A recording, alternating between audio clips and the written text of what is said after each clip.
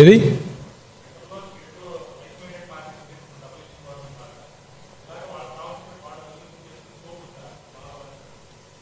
అంటే ఒకసారి జస్టిస్ అనేది ఏంటంటే కామన్ సెన్స్ కదా. ఎందుకు మొన్న హైకోర్టు చట్టం చేశారు? అప్పుడు వీళ్ళకు ఇక్కడ ఉన్నారు కదా, కేంద్రంలో కూడా ఆ రోజు కేంద్ర ప్రభుత్వం న్యూట్రల్గా ఉన్నారు, అది వేరే విషయం. ఎందుకు ప్రయత్నం చేయలేదు నేను అడుగుతాను. దానికి సమాధానం ఏంటి? ఎవరిని మభ్య పెడతారు మీరు? ఒకసారి రాజధాని కట్టినాక తుగ్లకులు కొత్తగా వచ్చి ప్రతి ఒక్కరు మారుస్తూ ఉంటే ఆ స్వేచ్ఛ ఉందా? ఎందుకంటే checks and balances. What is checks and balances ప్రజాస్వామ్యానికి? ఒక పక్క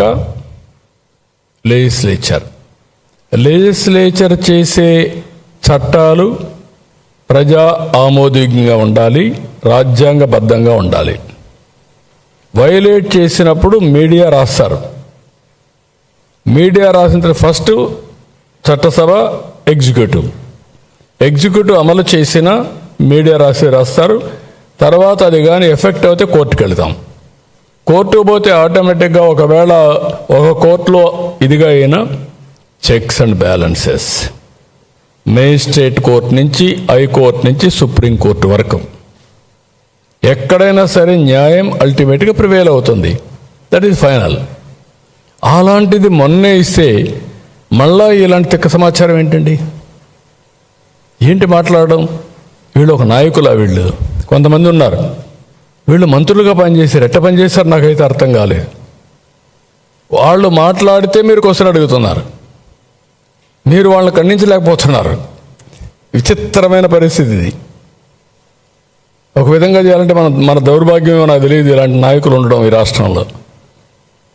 ప్రజాస్వామ్యాన్ని, రాజ్యాంగాన్ని కూడా అవహేళన చేసే విధంగా మాట్లాడే వ్యక్తుల్ని what is justice and it is a matter of common sense. ఏం మీ సొంత డబ్బులా ఇది? ఎవరు మీరు రావడానికి? వచ్చే మీరంతా కూడా ప్రజలకు నష్టం జరిగే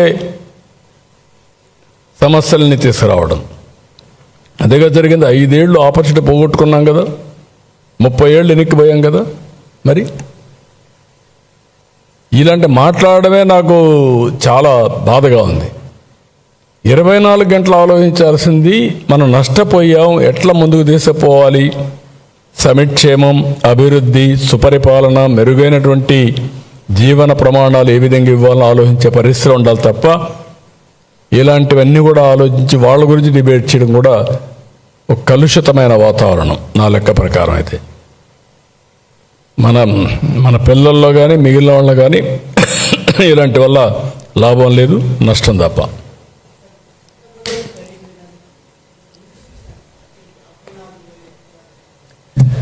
అంటే రాజధాని ఎక్కడైతే ఇక్కడ ఉందో అడ్మినిస్ట్రేటివ్ ఇది ఉంది. అమరావతి వాళ్ళు ఇచ్చింది మీకు చట్ట ప్రకారం సిఆర్డిఏ నోటిఫై చేసిన ఏరియా రాజధాని, అమరావతి రాజధాని. ఇప్పుడు క్యాపిటల్ రీజియన్ సిఆర్డిఏ నోటిఫై చేసింది, హైదరాబాద్లో ఉంది. ఒకప్పుడు మున్సిపల్ కార్పొరేషన్ ఉంది. ఇప్పుడు వాళ్ళు గ్రేటర్ హైదరాబాద్ తీసుకొచ్చారు, అన్ని కార్పొరేషన్లు కలిపి. ఆ గ్రేటర్ హైదరాబాద్ మొత్తం రాజధానిగా ఉంటుంది, అడ్మినిస్ట్రేషన్ మాత్రం ఒక సెంటర్లో ఉంటుంది. That is the meaning. అక్కడే కోర్టు ఉంటుంది, అక్కడే ఒక ఎగ్జిక్యూటివ్ ఉంటుంది, లెజిస్లేచర్ ఉంటుంది, everything will be located there. That is the. అంటే ప్రపంచం మొత్తం ఒక పద్ధతి ప్రకారం పోతే ఎవడెటపోయినా పర్వాలేదు, నా ఇష్ట ప్రకారం నేను మాట్లాడతాను అడ్డుదొడ్డంగా అంటే దానికి ఆన్సరే లేదు. ఎవరు ఊహించినటువంటి పరిణామాలు.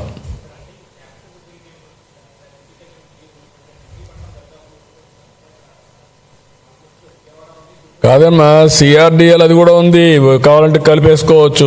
దానికి ఇంకొక అర్బన్ డెవలప్మెంట్ అథారిటీ ఉంది అంతే. ఆ పక్కన మీరు హనుమాన్ జంక్షన్ వరకు పోయింది. పలకడు అతనికి. అమరావతి దేవతల రాజధాని. వెంకటేశ్వర స్వామి పైన దాడి చేసి సమర్థించుకున్న వాళ్ళు అమరావతి పేరెట్ పలుకుతారండి? నేను ఐఎమ్ వెరీ క్లియర్. ఎందుకు పలకో? ఎందుకు అంత ద్వేషం? అమరావతి అనగానే ఎందుకు అంత ఇది? That is a clear indication. అంతే, ఇట్లనే ఉంటారు వీళ్ళ ప్రవర్తన అంతా. నేను ఎక్కడా లేని దాన్ని ఎందుకంటున్నా, మళ్ళీ దాన్ని ఒక ఇష్యూ, మళ్ళా అన్ని రాష్ట్రాలకు పోవాలి, మళ్ళా 2/3 మెజారిటీ. ఇప్పుడు ఎవరు వీళ్ళకి సపోర్ట్ చేస్తారు? ఏంటి వీళ్ళ పుట్టుపూర్వతలు ఏంటి? ఈయనకి ఎవరు సపోర్ట్ చేస్తారు? ఇప్పుడు ఆయన చెప్పిన వర్షన్ ఉంది, రేపు 2/3 మెజారిటీ వస్తే కేంద్రం రాష్ట్రంలో అప్పుడేంటి? అప్పుడు కాన్స్టిట్యూషన్ అమెండ్మెంటా? ఎందుకు ఇలాంటి వింత కోరికలు? ఇప్పుడు ఆ భద్రత ఇవ్వాలి, చట్టబద్ధత ఇవ్వాలనే ఉద్దేశం తీసుకొచ్చాం. వాడికి అయిపోయింది.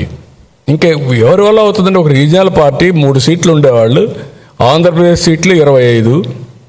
ఒకవేళ చట్టం చేసిన చట్టాన్ని తిరిగి మళ్ళా నువ్వు రాసే అవకాశం కూడా లేదు. అంటే ఇది తొగ్గులకు కూడా అదే మరి చేసి అప్పుడు చట్టాలు లేవనుకో ఆయనకు, ఆయన ఏం చెప్తే అది జరిగింది. ఇప్పుడు ఎక్కడ జరుగుతుందండి? ఇప్పుడు జ్యుడిషియరీ పెట్టుకున్నాం మనం. రాజ్యాంగ ప్రకారం చెక్స్ అండ్ బ్యాలెన్సెస్ అదే. నాకు అధికారం వచ్చింది కాబట్టి చంపేస్తాను, నాకు అధికారం ఇచ్చారు కాబట్టి నా ఇష్ట ప్రకారం చేస్తారంటే ఏం చేస్తారు? లోపల పెడతారు, లేదంటే మెంటల్ హాస్పిటల్ పంపిస్తారు. ఈ విషయాలు మనం గుర్తుపెట్టుకోవాలి. ఏదంటే అది మాట్లాడడం కాదు.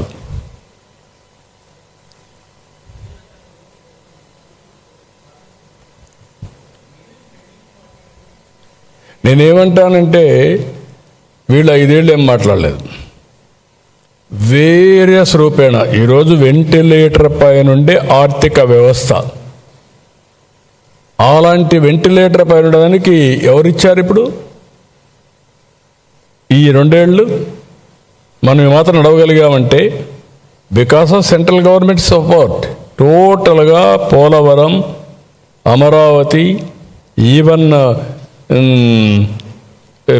Visakhapatnam steel plant, zone, everything they are doing.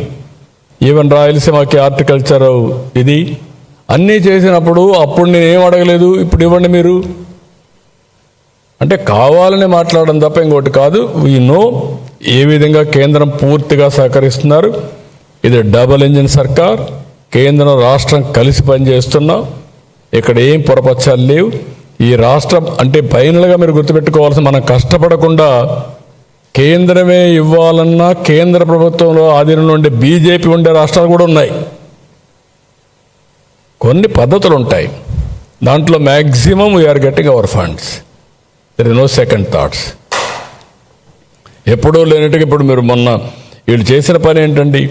నేను ఎప్పుడు చెప్తాను, విభజన కంటే ఆంధ్రప్రదేశ్ రాష్ట్రానికి పెద్ద నష్టం జరిగింది వైఎస్ఆర్ కాంగ్రెస్ పార్టీ విధ్వంసం. 30 ఏళ్ళు ఎన్నికపోయాం. 12-14% వడ్డీ రేట్లు అడిగేవాళ్ళు లేడని, ఆస్తులు తాకట్టు పెట్టడం ఏంటి? మళ్ళా ఇప్పుడు మాట్లాడుతున్నారు. డెఫినెట్గా మేము short term, medium term, long term plan చేసుకుంటున్నాం. తగ్గించాలి. 100% మనకు వచ్చే డబ్బులంతా శాలరీస్కి సరిపోతున్నాయి. Own resources శాలరీస్కి సరిపోయినాయి. కేంద్రం ఇచ్చే డబ్బులు వడ్డీకి లేకుంటే అసలు కట్టడానికి సరిపోతుంది. మళ్ళీ ఏం చేయాలని అప్పులు తీసుకొచ్చి అవి కూడా చాలడం లేదు. ఇలాంటివి ఒక పద్ధతి. ఇప్పుడు తెలంగాణ ఉంది, 40% 30% state own resources on revenue expenditure. కొన్ని స్టేట్స్ ఆ విధంగా కొంచెం బ్యాలెన్స్ చేశారు. ఒక వ్యక్తి రావడం, పిచ్చి చేష్టలు చేయడం, రాష్ట్రాన్ని నాశనం చేయడం, ఇది కరెక్ట్ కాదు. కొంచెం డిసిప్లిన్ పెట్టుకోవాలి అందరం. Okay, thank you.